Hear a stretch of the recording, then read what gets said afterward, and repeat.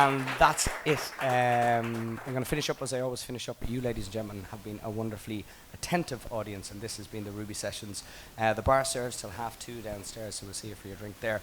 But for the moment, we're going to leave you in the extremely capable hands of an act who has played with us here numerous times before. It's always great to have him back. Ladies and gentlemen, thank you. Good night. This is Niall Thomas. Good night.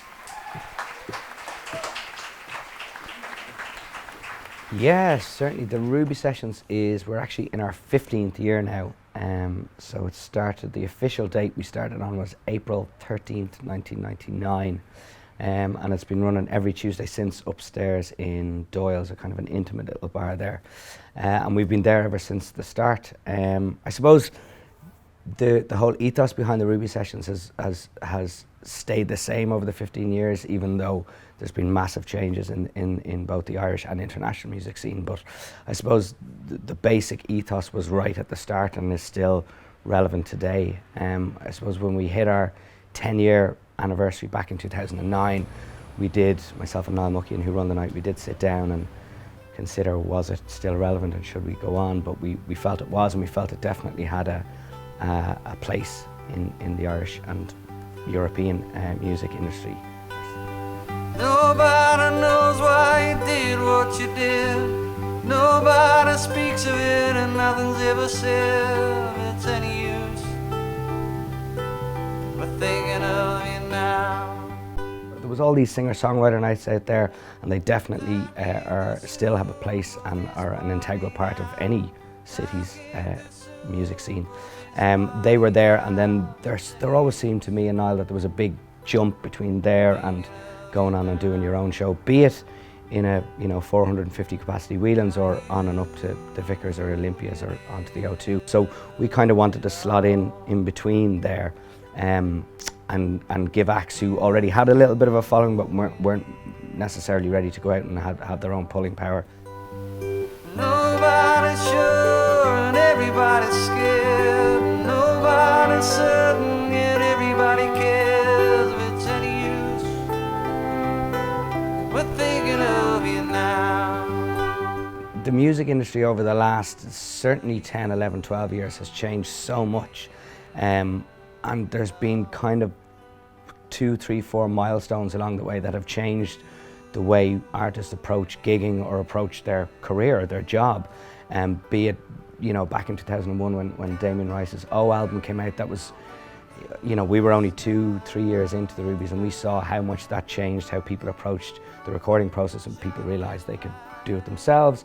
That was a big deal. Then obviously with the Facebooks and them coming along and people being able to self-promote, we saw a shift then from people in their bedroom with guitars coming along, and it was all singer-songwriters. Then it became more band orientated, and now with record stores and shops being kind of on the way out, all these funded campaigns and gig starters and all, people realise that they just need to get out and gig, and that's the only way to kind of make a mark or get noticed in what's this overpopulated industry that we're all in.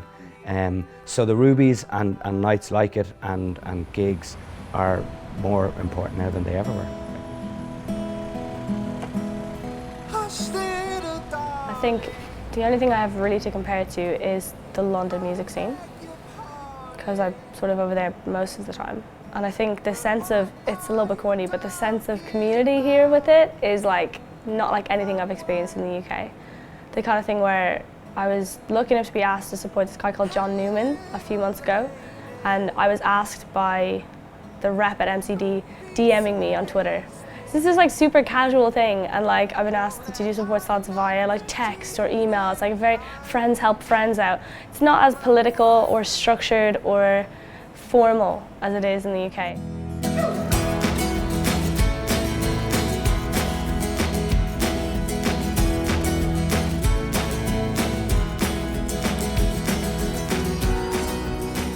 I don't know if radio has changed in terms of being an important place for people to find new Irish bands. I think people find new Irish bands the same way they always did, which is that they stumble on them doing supports in gigs, they see stuff about them online, their mates tell them about them, they come across, you know, an album track or an album that they quite like, and they build their audiences, I suppose, in a radically different way than major international artists do in Ireland. You know, your major international artist, Katy Perry, puts out a single, everybody hears it the following day, it's oh. But for Irish acts and Irish bands, I think that crucial element that's always been part of what they do, which is building a live following first, and then hopefully, you know, making sales and making gig sales on the back of that as well.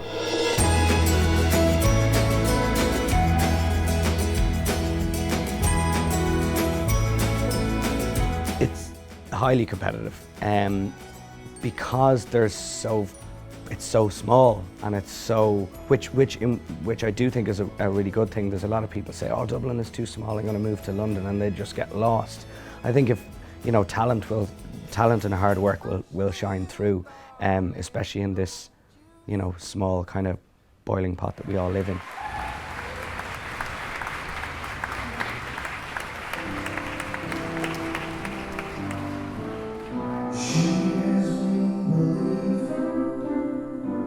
Irish people are incredibly hard to get out for gigs. It's not a small gig going culture. So I'm thinking the sort of venues that I'm lucky enough to be playing at the moment are all sort of under 500 capacity. There's a practical problem in the sense that there's not enough venues of that size in Dublin. You're going to end up playing the same ones again, which is a bit oppressive, and you feel like you're not really getting anywhere, and that's a problem. But if you were to play under 500 capacity venues in London, you could play a different venue every night for 2 years and never run out. There's a lot more demand for the 300, 400, 500 capacity venues than the 15 to 1,000 seater. And recently, Dublin, you know, has gotten two with the Bord Gáis Energy and Convention Centre to bridge that gap between the Vicar Street and the Olympia and the O2. So I think venues they're doing anything they can to get people in. The way to get Irish people out on a big scale is to, if you can manage it, easier said than done, is to do well internationally.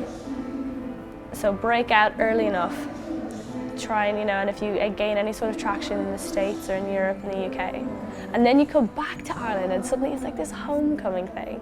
Suddenly everyone's like, oh, you know, those lads that like live down the road from me, and oh yeah, my friend knows them. And then suddenly everybody gets involved. But if you grow it all within Ireland, I feel like it can hit a bit of a ceiling, or that people just don't find it as exciting enough to get them out. You think Irish people in terms of gigs need to be put under some kind of pressure, or they need to like sort of feed into a sort of hype or a story a little bit more.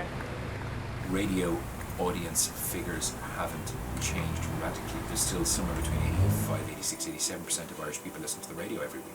So radio hasn't died off, but as to what its influence is on people in terms of their music taste, I don't know, particularly since the advent of the net, and particularly now when so many people get so much of their music either through friends, through Facebook, through stumbling across stuff on YouTube, through Spotify. I think the role has altered radically over the last few years. The national stations, I mean, look, they have to work within the parameters they're given, and yes, I'd be a fool if I didn't say that of course they could play more Irish music. I do understand that their hands are tied a little bit, but definitely they should be playing more Irish music. When I look at things like Radio 1 over in the UK, and they make this huge effort, this huge like BBC introducing programme that they have, and there's just no real equivalent of that. And I know there are like a few radio stations, they have this like, you know, introducing Irish music, and they put it at like 1 a.m. on a Sunday night, this kind of thing. It's like, it's there so they can say that they do it, but I don't really think they do enough. Summarise the Dublin music scene in 3 words. I'd say it's casual, as in it's not super formal and political. Okay, healthy, thriving and vibrant. It's friendly, so it's very like community driven and inclusive. Vibrant, promising, thriving. Drunk. I think it's very like drink driven, and I think gigs, from what I've seen in church gigs that I've been in contrast with gigs in places like Whelan's, is like it's very, you know, tied in with drinking culture in a good way, with a crack. If people go to gigs, then it can only benefit, and people then will continue making great music. I mean, Irish bands are all over the world making huge indents into the global scene. If you look at the music industry, between the States, the UK and Germany, they're the three biggest, but they get their grounding and their basic training here. And that's only because people do go to the Ruby sessions on a Tuesday night, or the Song Cycle and Whelan's on a Monday night, or they go out to these gigs which are now affordable, and 400,000 people are going to see Garth Brooks.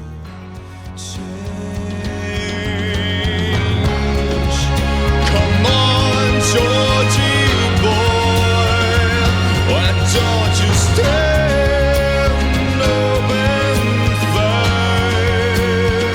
Be it winter, summer, or the spring or the fall, you're just hanging there down by the old town hall. Remember that summer evening